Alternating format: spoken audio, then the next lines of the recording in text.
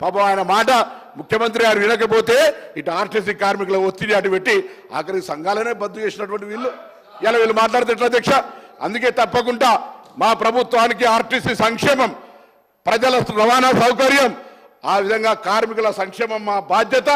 మేము ఈ 3 అంశాలను స్ఫూర్తిగా తీసుకొని ఎక్కడ కూడా ఆర్టీసీకి అన్యాయం జరగకుండా కార్మికులకు సంబంధించి తప్పకుండా భవిష్యత్తులో అన్ని రకాల చర్యలు తీసుకుంటామనేటువంటి మాట మనం చేస్తూ ఈరోజు ఆర్టీసీకి సంబంధించి మాట్లాడే నైతిక హక్కు కూడా టీఆర్ఎస్ పార్టీ శాసనసభ్యులకు, అందులో హరీష్ రావు గారు ఆర్థిక శాఖ మంత్రిగా 5 ఏళ్ళు ఉన్నాడు. ఆర్టీసీకి ఏ విధంగా సహకారం చేస్తున్నారు కానీ బడ్జెట్లో 1500 కోట్లు పెడతారు, 400 కోట్లు కూడా ఇవ్వనటువంటి లెక్క మొత్తంగా వారికి నేను లిఖితపూర్వకంగా మీ ద్వారా పంపిస్తా అధ్యక్ష. వీళ్ళు మాట్లాడితే ఎట్లా అధ్యక్ష? ఇవాళ మేము 2400 కోట్లు మహాలక్ష్మి కింద ఇచ్చినటువంటి సొమ్ములో దాదాపు 2000 కోట్ల రూపాయలు ఇప్పటికే ఆర్టీసీకి ఇచ్చినాం. 280 కోట్ల బాండ్ రూపంలో 80 కోట్లు ఇచ్చినాం. 21% పిఆర్సీ 35 కోట్ల అదనం భారం పడుతున్నా ఇలా ఆర్టీసీ మేము నిర్ణయం తీసుకున్నాం.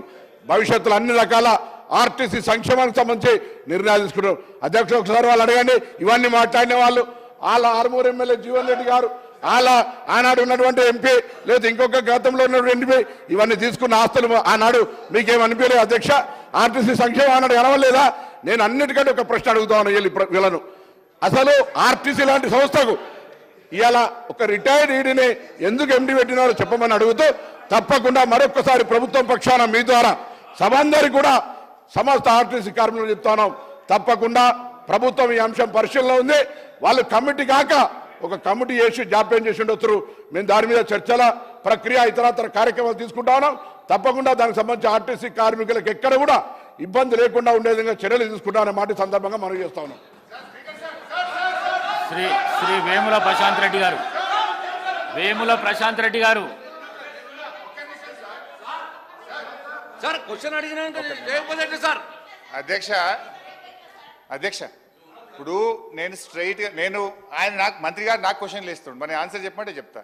నేను అడిగిన క్వశ్చన్లకు ఒక్కదానికి సమాధానం చెప్పలే కానీ నేను క్వశ్చన్ వేస్తున్నా నాకు క్వశ్చన్లు వేస్తుండు, మరి చెప్పమంటే చెప్తా సమాధానం. వేముల ప్రశాంత్ రెడ్డి గారు ఒక నిమిషం సార్ వేముల ప్రశాంత్ రెడ్డి గారు మాట్లాడండి ప్లీజ్.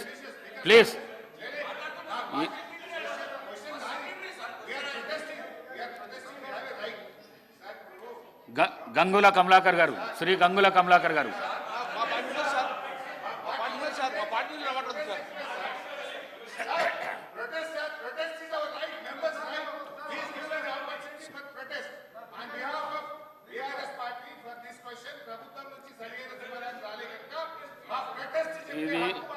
ఇది షార్ట్ డిస్కషన్స్ కాదు, క్వశ్చన్ అవర్ ఇది.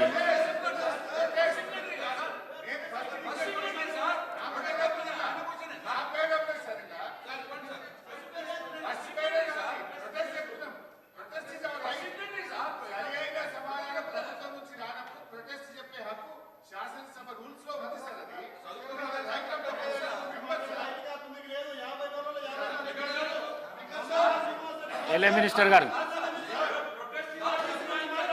నేను గౌరవ సీనియర్ శాసనసభ్యులు హరీష్ రావుని కోరుతా ఉన్నాను. మీరు అడిగిన ప్రతి ప్రశ్నకి గౌరవ ట్రాన్స్పోర్ట్ మినిస్టర్ గారు స్పష్టంగా కులంకుశంగా జవాబు చెప్పడం జరిగింది. మీరు ఇంకేదైనా మీరు రాలేదనుకుంటే వేరే ఫామ్లో రమ్మనండి సార్ అధ్యక్ష. We will try to give it. This is a question hour అధ్యక్ష.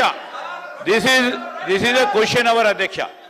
వారికి ఇంకా అదనంగా సమాచారం కావాలనుకుంటే let them come in different form అధ్యక్ష. Let them come in different form. This is a question hour. Specific గా క్వశ్చన్ ఉండాలి.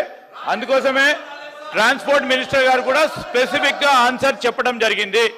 దయచేసి ఇంకో 5 నిమిషాలు ఉన్నాయి.